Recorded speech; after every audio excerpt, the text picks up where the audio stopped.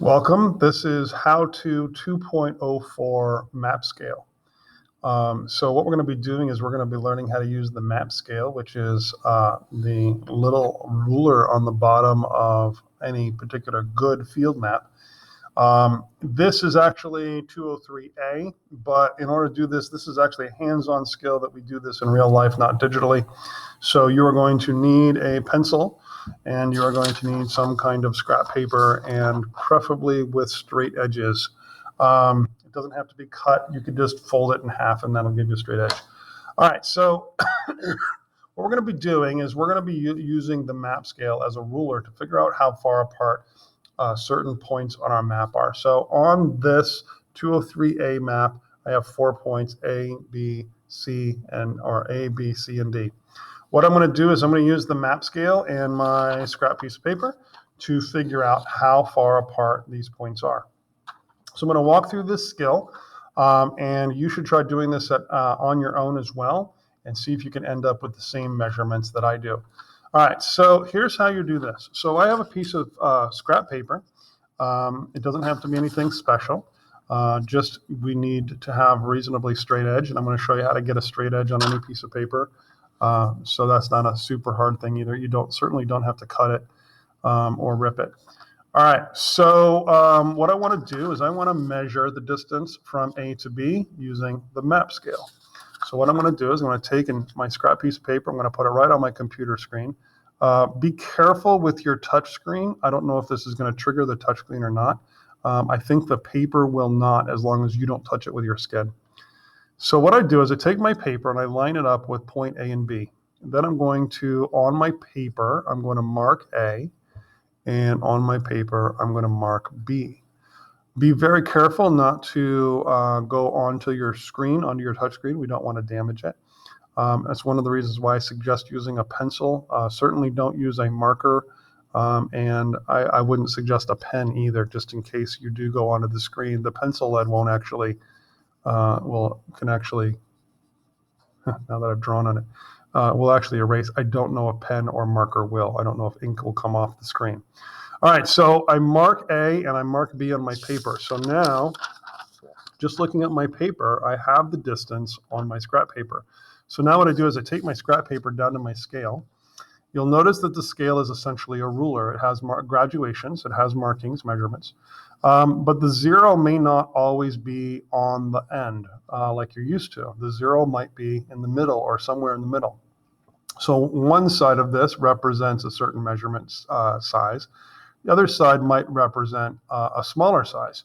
So even though this bar right here is 1/2 of a unit and 2 bars is a whole unit, over here, this smaller bar, there's 5 of them, 1, 2, 3, 4, 5. So each one of them is worth 0.1. So this will be 0.1, 0.2, 0.3, 0.4, 0.5. So the way that we do this is we take our marking on our paper and I line it up with the 0 mark. And then I do something that I like to call chunking. So I'm going to mark this, and then I'm going to label this as 1, because that whole distance from here to here, those 2 bars, is 1 whole unit. So then I'm going to take my paper and I'm going to move it down to 0 again. And this is really, really close to being at the end. So what I'm going to do here is I'm going to mark here and label that as 0.5. And I'm going to take this and I'm going to measure it out using my smaller pieces. So this is actually so close to being at the end. This is also going to be 0.5. So then what I do is I take the pieces and I add them up. So 1 plus 0.5 plus 0.5, that's going to be 2 units completely. So the distance from A to B is going to be 2 units. All right. Let's do another one. So real quick trick, I'll show you how to get a clean straight line on your paper. So you don't have to cut it or tear it. All you have to do is fold it. So just fold it like that, and now you have a nice straight line again. All right, so this time I'm going to measure from, let's do from B to D. So again, I'm just going to take my paper. I'm going to line it up like this. I'm going to mark B. I'm going to label it just so I know what it is. And I'm going to mark D, label it. So now I have the distance on my paper. So I'm going to take it down to my scale, my map scale, line it up with 0, and I'm going to mark here, and that will be equal to 1. I still have to measure this small little bit.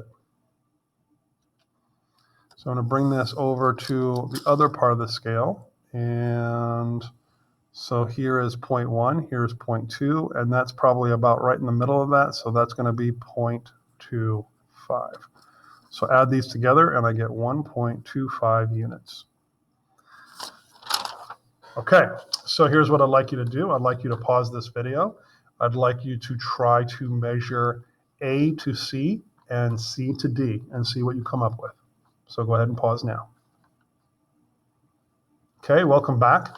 So what I'm going to do is I'm going to go ahead and measure A to C and see what I get, and you can confirm what you got, see if you're doing it right. Okay, so I'm just going to take my paper, I folded it again so I have a nice clean straight edge, line it up with A to C. So there's A, there's C. Again, I'm trying to be very careful not to write on my screen or trigger the touch screen.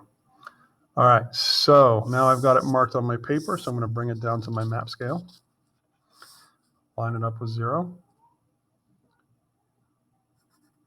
And so there's 1. Put it here. That goes way past my actual, as far as I go, so I'm actually going to use just the 0.5.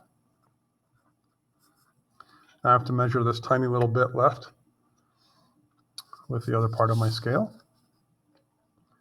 So I'm going to line this side up with the 0, so 0.1, 0.2, and probably a 0.05, so this is going to be 0.25. So add them up, 1.75. Is that what you got? All right, so go ahead and pause again, and this time I would like you to do from C to D. So go ahead and pause. Welcome back. All right, so this time I'm going to make another fold in my paper so I get a nice clean edge. I'm going to line up my paper from C to D.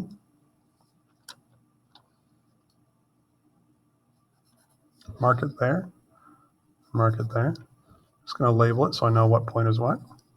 Bring it down to my scale. Line it up with 0. Chunk out 1. And then measure out another 1.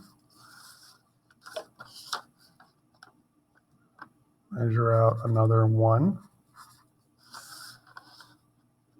then measure this tiny little bit. So this piece here is smaller than 0.5, so I'm going to use this other side, or I can use the 0.1s instead.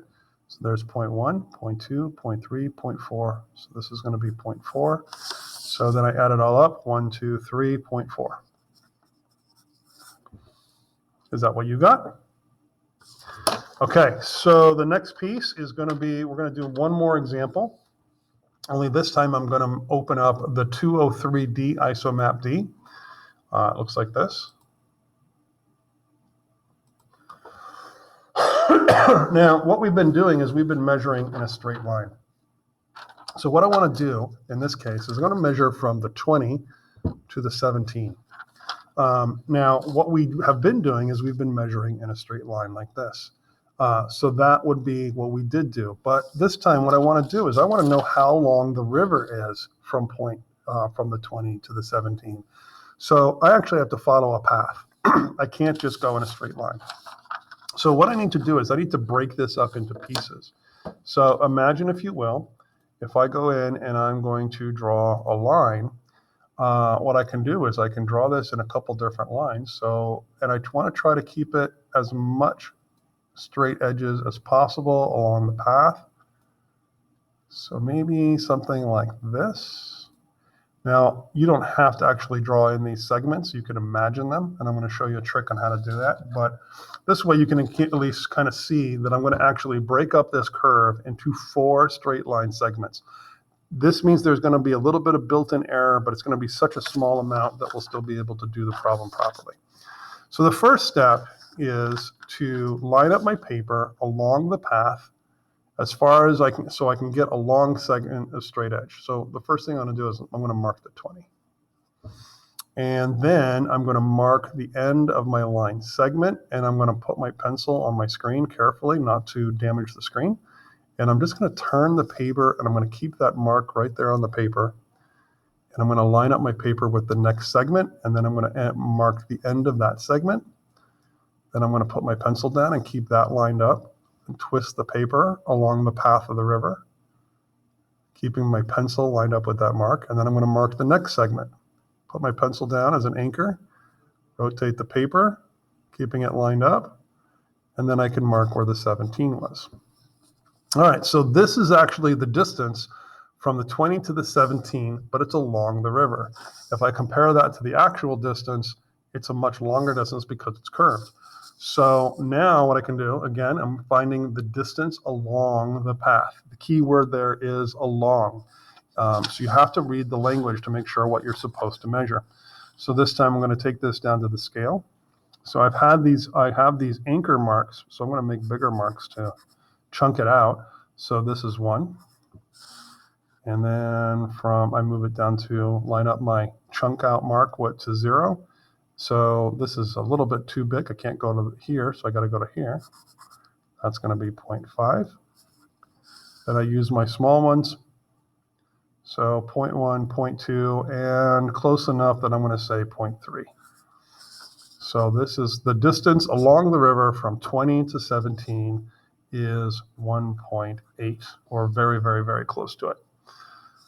All right, so that's how you measure along a path. So to do this assignment, you're going to need to put your PDF for the worksheet up on your screen. You'll need to be able to see the map as well as the map scale. You're going to need to have a scrap piece of paper and preferably a pencil. Again, I encourage you not to use pen or marker because I don't know if the pen or marker will come off your screen. If you're using pencil, I'm pretty sure it'll erase off pretty easily. Just don't press too hard. We don't want to damage any computer screens, and then you'll be out of using a computer while they get it fixed. If you have any questions, please contact me, send me an email, and we'll set up a meeting of some kind. All right, good luck.